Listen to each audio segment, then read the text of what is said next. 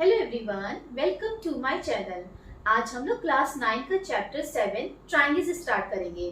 तो इस चैप्टर को स्टार्ट करने से पहले इसका जो बेसिक कॉन्सेप्ट है उसको समझ लेते हैं। तो फर्स्टली समझते हैं ट्रायंगल क्या होता है। देखिए, ट्रायंगल जो होता है वो एक क्लोज्ड फिगर है जो कि 3 इंटरसेक्टिंग लाइन से मिलके बनी होती है।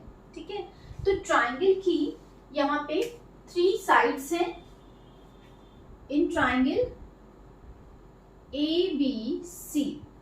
तो यहाँ पे साइड्स जो है इसकी वो क्या है, A B is a side और B C is a side and third side is A सी।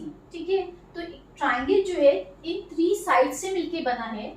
साथ में ही इसमें एंगल्स कौन कौन से हैं, इस ट्राइंगल में एंगल है angle A, angle B and angle C.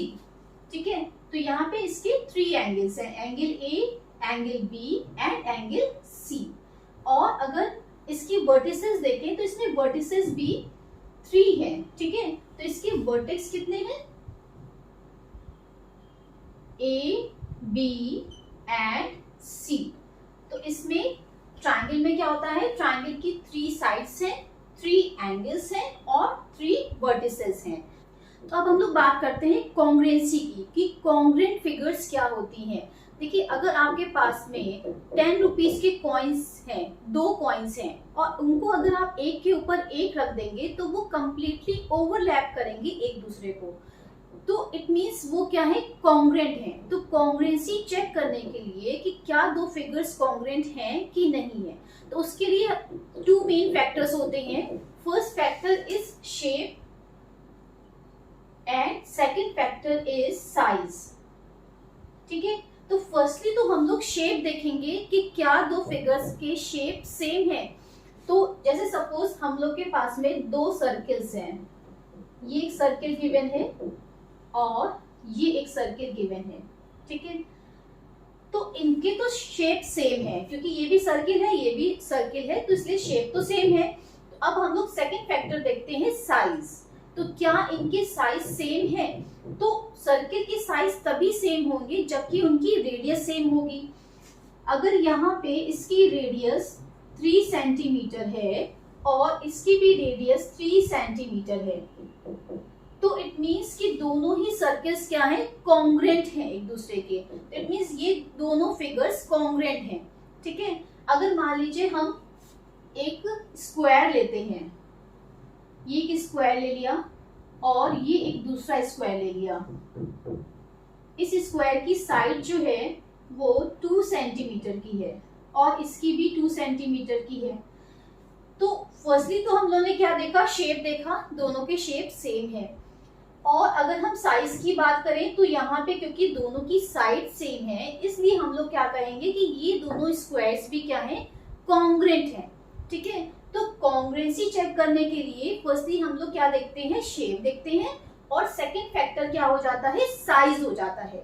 ठीक है, तो अब हम लोग समझते हैं कि 2 ट्रायंगल्स कब कॉन्ग्रुएंट होते हैं एक दूसरे के। तो 2 triangles are congruent if the sides and angles of one triangle are equal to the corresponding sides and angles of the other triangle। तो यानी कि एक ट्रायंगल की साइड्स और एंगल्स अगर दूसरे ट्रायंगल की करस्पॉन्डिंग साइड्स एंड एंगल्स के इक्वल हैं, तो हम लोग कहेंगे कि दोनों ट्रायंगल्स कैसे हैं, कॉन्ग्रुएंट है। अब यहाँ पे एक वर्ड यूज हुआ है करस्पॉन्डिंग का, जिसको समझना बहुत जरूरी है। यहाँ पे अगर सपोज हम लोग के पास में 2 ट्रायंगल्स हैं, ये ट्रायंगल ABC है और एक दूसरा ट्रायंगल हमने बनाया, this is a triangle MNO। ठीक है, ये 2 ट्रायंगल्स हम लोग को गिवन है। अगर यहाँ पे एंगल A जो है वो एंगल M के इक्वल है, तो हम लोग कहेंगे कि ये दोनों एंगल्स कैसे हैं, करस्पॉन्डिंग है, these are corresponding to each other. तो इट मीन्स यहाँ पे angle A is corresponding to angle M। अगर हमारे पास एंगल B जो है वो एंगल M के इक्वल है, तो it means angle B is corresponding to angle N. Angle C is equal to angle O. Angle C angle O के equal given है, तो इट मीन्स एंगल C जो है वो करस्पॉन्डिंग है एंगल O के, ठीक है। तो ये हम लोग को 3 एंगल्स मिले, करस्पॉन्डिंग एंगल्स मिले जो कि एक दूसरे के इक्वल है। अब हम लोग समझते हैं साइड्स के बारे में। अगर मान लीजिए हमें AB साइड जो है वो MN के इक्वल गिवन है, ठीक है, तो AB साइड जो है वो करस्पॉन्डिंग हो गई साइड MN के जो कि इक्वल है, ठीक है। अब BC साइड अगर NO के इक्वल है, यहाँ पे BC साइड करस्पॉन्डिंग हो गई NO के, और अगर AC वाली साइड MO के इक्वल गिवन है, ठीक है, तो AC साइड की करस्पॉन्डिंग कौन सी हो गई, MO वाली साइड हो गई, ठीक है। तो इट मीन्स कि दोनों ट्रायंगल्स कैसे हो गए, कॉन्ग्रुएंट हो गए। तो इसको कैसे लिखा जाएगा, यहाँ पे देखिए जो लिखने का ढंग है, तो जो हम लोग को साइड या एंगल जिसके करस्पॉन्डिंग गिवन है उसी के अकॉर्डिंग हम लोग को ऑर्डरली लिखना पड़ेगा। जैसे यहाँ पे एंगल A, क्योंकि एंगल M के इक्वल है, तो फर्स्टली हमने यहाँ पे A लिखा, ट्रायंगल के बाद A लिखा, और यहाँ पे हम क्या लिखेंगे, M लिखेंगे।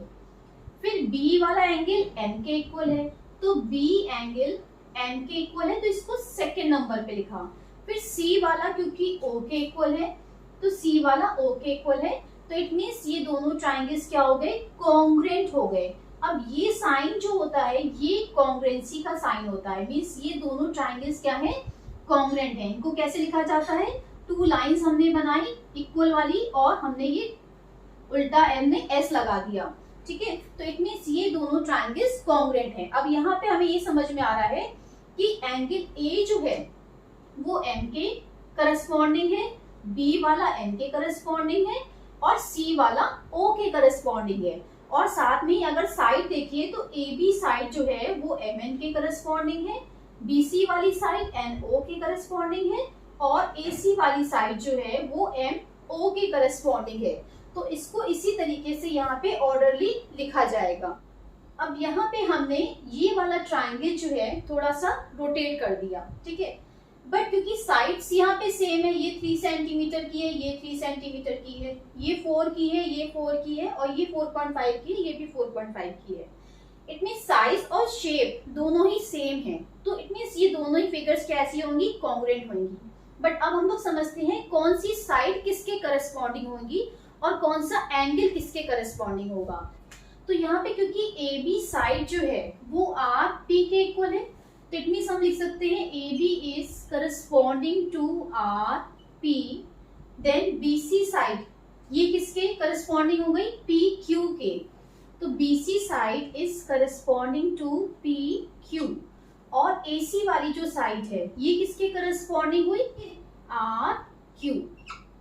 और अगर हम लोग एंगल देखें तो यहाँ पे देखिए एंगल B किस साइड से मिलके बना है, 3 सेंटीमीटर और 4 सेंटीमीटर साइड से मिलके बना है, means this angle is equal to this angle. Angle B जो है वो करस्पॉन्डिंग हो जाएगा एंगल P के, ओके। और एंगल C जो है वो इसकी साइज देखिए 4 सेंटीमीटर और 4.5 सेंटीमीटर, तो यहाँ पे ये इंक्लूडेड एंगल कौन सा हो जाएगा, यहाँ पे एंगल Q हो जाएगा, ठीक है। तो इट मीन्स एंगल C जो है वो एंगल Q के इक्वल है, करस्पॉन्डिंग है एंगल Q। और इसी तरीके से ये वाला एंगल जो है वो किस साइड से मिलके बना है, 3 सेंटीमीटर और 4.5 सेंटीमीटर, तो यहाँ पे भी ये कौन सा एंगल मिला है हमें, इसके करस्पॉन्डिंग एंगल R, क्योंकि ये 3 सेंटीमीटर और 4.5 सेंटीमीटर की साइड से मिलके बना है। तो एंगल A जो है वो करस्पॉन्डिंग हो गया एंगल R के, ठीक है। तो इट मीन्स कि ये दोनों ट्रायंगल्स क्योंकि कॉन्ग्रुएंट है तो इनको कैसे लिखा जाएगा कि triangle ABC is congruent to triangle. अब A के करस्पॉन्डिंग हमें R मिल रहा है, B के करस्पॉन्डिंग हमें P मिल रहा है, और C के करस्पॉन्डिंग हमें क्या मिल रहा है, Q मिल रहा है। यहाँ पे AB साइड के करस्पॉन्डिंग कौन सी है, RP है, BC साइड के करस्पॉन्डिंग कौन सी साइड है, PQ है, और AC साइड AC साइड के करस्पॉन्डिंग RQ है, ठीक है। तो इनको लिखने का ये ऑर्डर होगा कि ये दोनों ट्राइंगल्स जो है कॉन्ग्रुएंट है, ठीक। तो अब हम लोग समझते हैं कि क्राइटेरिया क्या होता है कॉन्ग्रुएंस ऑफ ट्राइंगल्स का, कि हम लोग कैसे पहचानेंगे, कैसे रिकॉग्नाइज करेंगे कि दो ट्राइंगल्स कॉन्ग्रुएंट होते हैं। तो उसकी यहाँ पे 5 कंडीशंस होती हैं। फर्स्ट जो होता है वो है SSS, means side side side. एक तो ये कंडीशन हो गई। दूसरी क्या हो गई, SAS, means side angle side. Then ASA, angle side angle, okay. Next is AAS, angle angle side, and last is RHS, means right angle hypotenuse and one side, okay. तो यहाँ पे ये 5 कंडीशंस होती हैं जब हम लोग कह सकते हैं कि दो ट्राइंगल्स कैसे होंगे, कॉन्ग्रुएंट होंगे, अगर ये कंडीशंस फुलफिल हो रही हैं।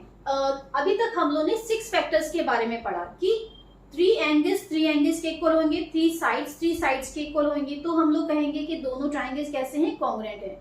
बट अब हम लोग ये कह रहे हैं कि अगर 3 कंडीशंस भी फुलफिल हो रही हैं, अगर मान लीजिए एक ट्राइंगल की 3 साइड्स जो हैं दूसरे ट्राइंगल की 3 साइड्स के इक्वल हैं, तो हम लोग कह सकते हैं कि दोनों ट्राइंगल्स कैसे हैं, कॉन्ग्रुएंट हैं, ठीक है।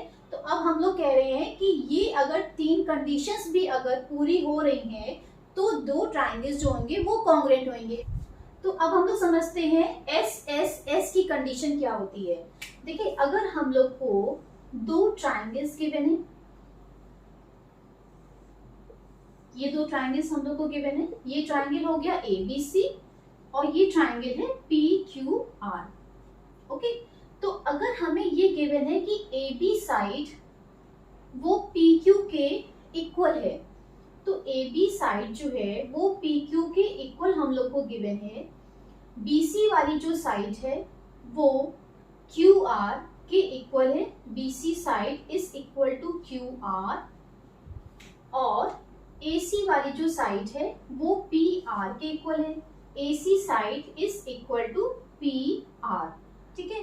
तो यहाँ पे हम लोग क्या कहेंगे कि दोनों ट्राइंगल्स कैसे हैं, कॉन्ग्रुएंट हैं, ठीक है। तो इनको लिखा जाएगा कि triangle ABC is congruent to triangle PQR। तो अब हम लोग क्या कह रहे हैं कि दोनों ट्राइंगल्स कैसे हैं, कॉन्ग्रुएंट हैं। तो जब दोनों ट्राइंगल्स कॉन्ग्रुएंट होते हैं तो करस्पॉन्डिंग एंगल्स भी इक्वल होते हैं, यानी कि जो भी रिमेनिंग करस्पॉन्डिंग पार्ट्स होते हैं, चाहे वो एंगल हो चाहे वो साइड हो, वो क्या हो जाती हैं, इक्वल हो जाती हैं, ठीक है। तो जब दोनों ट्राइंगल्स कॉन्ग्रुएंट हो गए तो एंगल A जो है वो एंगल P के इक्वल हो गया, क्योंकि ये करस्पॉन्डिंग एंगल्स है, ठीक है। एंगल B जो है वो एंगल Q के इक्वल हो गया, और एंगल C जो है वो एंगल R के इक्वल हो गया। क्यों? क्योंकि दोनों ट्राइंगल्स यहाँ पे कॉन्ग्रुएंट हैं। बाय SSS की कंडीशन से दोनों ट्राइंगल्स कॉन्ग्रुएंट हैं, इसलिए अब जो है करस्पॉन्डिंग एंगल्स भी इक्वल होंगे। और इनको क्या कहा जाता है, अगर हमने ये कहा कि एंगल A जो है वो इक्वल है एंगल P के, तो यहाँ पे ये क्या हो जाएंगे, corresponding parts of congruent triangles, ठीक है। तो corresponding parts of congruent triangles है, क्योंकि हमने कॉन्ग्रुएंट प्रूव कर दिया दोनों ट्राइंगल्स को। अब जो भी रिमेनिंग करस्पॉन्डिंग पार्ट्स हैं वो भी क्या हो जाएंगे, इक्वल हो जाएंगे। तो यहाँ पे हमें एंगल्स मिल रहे हैं, ये एंगल इस एंगल के करस्पॉन्डिंग है, तो इट मीन्स ये दोनों एंगल्स कैसे हो गए, इक्वल हो गए। और इसका शॉर्ट फॉर्म क्या होता है, CPCT, ठीक है। तो अगर हम एंगल बी की बात करें तो एंगल बी भी इक्वल हो जाएगा एंगल क्यू के, क्योंकि ये करस्पॉन्डिंग है। इनको क्या कहेंगे, सीपीसीटी, यानी कि corresponding parts of congruent triangles. ठीक है, इसी तरीके से एंगल सी जो होगा वो भी एंगल आर के इक्वल होगा बाय सीपीसीटी। अब सेकंड कंडीशन देखते हैं, एसएएसई। तो एसएएस कंडीशन क्या होती है, अगर मान लीजिए किसी एक ट्राइंगल के दो साइड्स और इंक्लूडेड एंगल दूसरे ट्राइंगल के दो साइड्स और इंक्लूडेड एंगल के इक्वल हैं, तो हम लोग कहेंगे कि दोनों ट्राइंगल्स कैसे हैं, कॉन्ग्रुएंट हैं। इसका क्या मतलब हुआ, अगर मान लीजिए हमने कहा कि ए बी साइड जो है वो एक्स वाई के इक्वल है, ठीक है, A B side is equal to X Y, और साथ में ए सी वाली साइड जो है वो एक्स जेड के इक्वल है, ठीक है। और इंक्लूडेड एंगल का मतलब क्या हुआ कि जो इक्वल साइड के बीच का एंगल है, तो यहाँ पे इन दोनों साइड्स के बीच में कौन सा इंक्लूडेड एंगल है, एंगल ए है, ठीक है। और यहाँ पे कौन सा एंगल है, एंगल एक्स है। तो इट मीन्स एंगल ए जो है वो एंगल एक्स के इक्वल गिवन है, और ए सी वाली जो साइड है वो एक्स जेड के इक्वल है, ठीक है। तो यहाँ पे कौन सी कंडीशन मिल रही है हमें, S A S E, side angle side. तो इट मीन्स दोनों ट्राइंगल्स कैसे हो जाएंगे, कॉन्ग्रुएंट हो जाएंगे। तो triangle A B C is congruent to triangle X Y Z. तो अब क्योंकि दोनों ट्राइंगल्स यहाँ पे कॉन्ग्रुएंट प्रूफ हो गए हैं, तो हम लोग कह सकते हैं एंगल बी जो है वो एंगल वाई के इक्वल है बाय सीपीसीटी, और एंगल सी जो है वो एंगल जेड के इक्वल है। एंगल बी साइड बीसी जो है वो वाई जेड के इक्वल है बाय सीपीसीटी। ओके, अब थर्ड कंडीशन देखते हैं ए एस ए की, यानी कि एंगल साइड एंगल। तो अगर एक ट्राइंगल में दो एंगल्स और इंक्लूडेड साइड इक्वल होगी दूसरे ट्राइंगल के दो एंगल्स और इंक्लूडेड साइड के, तो दोनों ट्राइंगल्स कैसे हो जाएंगे, कॉन्ग्रुएंट हो जाएंगे, ठीक है। तो इसको हम लोग समझते हैं कि यहाँ पे मान लीजिए एंगल ए जो है वो एंगल पी के इक्वल है, ठीक है। तो एंगल ए जो है वो इक्वल है एंगल पी के, और एंगल बी जो है वो एंगल क्यू के इक्वल है, और साथ में इंक्लूडेड साइड का मतलब क्या हुआ कि इन दोनों एंगल के बीच की साइड कौन सी मिली हम लोग को, ए बी साइड मिली, तो ये इंक्लूडेड साइड है। इसी तरीके से पी क्यू, यहाँ पे साइड कौन सी हमें मिल रही है, इंक्लूडेड साइड पी क्यू वाली साइड मिल रही है, ठीक है। तो ए बी साइड जो है वो इक्वल है पी क्यू के, और एंगल बी जो है वो इक्वल है एंगल क्यू के। इट मीन्स दोनों ट्राइंगल्स कैसे हो गए, कॉन्ग्रुएंट प्रूफ हो गए, ठीक है। तो triangle A B C is congruent to triangle P Q R, ठीक है। तो अब क्योंकि दोनों ट्राइंगल्स कॉन्ग्रुएंट प्रूफ हो गए हैं, तो यहाँ पे एंगल सी जो है वो एंगल आर के इक्वल हो जाएगा, बीसी वाली साइड क्यू आर के इक्वल होगी, और एसी वाली जो साइड है वो पी आर के इक्वल होगी क्यू बाय सीपीसीटी। क्लियर। अब फोर्थ कंडीशन क्या है, एंगल साइड की कंडीशन। इसमें क्या होता है, यहाँ पे हमें दो एंगल्स इक्वल गिवन होते हैं और एक साइड, अब यहाँ पे इंक्लूडेड साइड की बात नहीं कही गई है, कोई एक साइड अगर इक्वल होगी तो वहां पे दोनों ट्राइंगल्स भी कॉन्ग्रुएंट हो जाएंगे। अगर सपोज हमें यहाँ पे एंगल ए जो है वो एंगल एन के इक्वल गिवन है, एंगल बी जो है वो एंगल एन के इक्वल गिवन है, ठीक है, ये दोनों एंगल्स गिवन है, और साथ में यहाँ पे ए बी वाली साइड एम एन के इक्वल नहीं है, बल्कि हम कहेंगे कि बी सी वाली साइड एम एन ओ के इक्वल है, या हम लोग कह सकते हैं कि ए सी वाली साइड जो है वो एम ओ के इक्वल है। तो कंडीशन कौन सी लगेगी, एंगल साइड की कंडीशन लगेगी, ठीक है। तो यहाँ पे इंक्लूडेड साइड की बात नहीं हुई है, जहां पे इंक्लूडेड साइड हमें मिलेगी वहां पे ए एस ए की कंडीशन लगेगी, और जहां पे इंक्लूडेड साइड हमें नहीं मिल रही है तो वहां पे कंडीशन कौन सी लगेगी, ए एस की कंडीशन लगेगी, ठीक है। तो यहाँ पे एंगल ए जो है वो एंगल एम के इक्वल है, एंगल बी जो है वो एंगल एन के इक्वल है, और बीसी वाली जो साइड है वो एन ओ के इक्वल है। सो दिस implies that कि triangle ABC is congruent to triangle MNO। अब फिफ्थ कंडीशन क्या होती है कॉन्ग्रुएंसी की, आर एच एस की कंडीशन, ठीक है। आर मीन्स क्या हुआ, राइट एंगल, यानी कि एक तो हमें राइट एंगल मिल रहा है दोनों ट्रायंगल्स में। फिर हाइपोटेन्यूज जो है वो इक्वल होगा, हाइपोटेन्यूज का मतलब क्या होगा, जो राइट एंगल की अपोजिट वाली जो साइड है, ठीक है, वो क्या होती है, हाइपोटेन्यूज होती है। तो इट मीन्स एसी वाली जो साइड है वो पी आर के, यहाँ पे ये हाइपोटेन्यूज है, ठीक है, तो यहाँ पे एसी वाली जो साइड है वो पी आर के हम इक्वल गिवन है। और साइड, अब साइड यहाँ पे ए बी भी हो सकती है, ए बी पी क्यू के इक्वल हो सकती है, या बी सी जो है वो क्यू आर के इक्वल हो सकती है, ठीक है। अगर मान लीजिए हमने माना कि ए बी साइड जो है वो पी क्यू के इक्वल है, तो यहाँ पे आरएचएस की कंडीशन जो है फुलफिल हो रही है। इट मीन्स दोनों ट्रायंगल्स कैसे हो जाएंगे, कॉन्ग्रुएंट हो जाएंगे। तो इट मीन्स यहाँ पे एंगल बी क्यू की इक्वल है एंगल क्यू के, बिकॉज ये 90 डिग्री के एंगल्स हैं। और हाइपोटेन्यूज एसी वाला जो है वो किसके इक्वल है, पी आर के इक्वल है। और ए बी वाली साइड जो है वो पी क्यू के इक्वल है, यहाँ पे हम बी सी वाली साइड भी क्यू आर के इक्वल कह सकते हैं, ठीक है।